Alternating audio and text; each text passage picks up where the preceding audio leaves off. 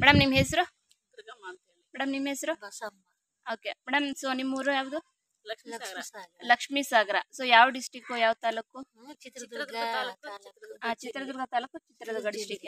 Okay madam, ನಿಮ್ಮ ಮಕ್ಳು ಏನು ಓದ್ತಿದ್ದಾರೆ? 9ನೇ ಕ್ಲಾಸು 6ನೇ ಕ್ಲಾಸು ಓದ್ತಿದ್ದಾರೆ. ಹೌದಾ? ಸೊ ಎಲ್ಲಿ ಹೋಗ್ತಾ ಇರೋದು? ಇಲ್ಲೇ ಲಕ್ಷ್ಮೀ ಸಾಗರದಲ್ಲೇ ಓದ್ತಿದ್ದಾರೆ. ಅಂದ್ರೆ so Kannada medium student. Kannada medium. So ನಿಮ್ಮ ಮಕ್ಳು ಸೊ ಚೆನ್ನಾಗಿ ಓದ್ತಾ ಇದ್ದಾರಾ?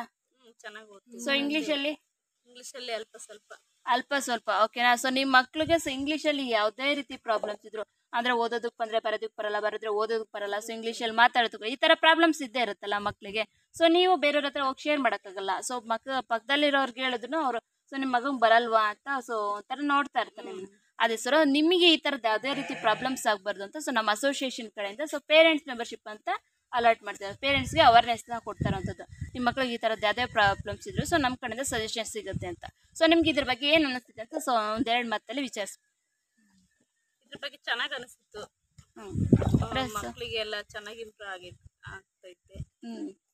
ಅದು ಮೆಂಬರ್ಶಿಪ್ ತಗೊಳ್ಳೋದ್ರೆ ಏನೇನು ಯೂಸ್ ಅಂತ ಹೇಳಿದೀವಿ ಅಲ್ವಾ?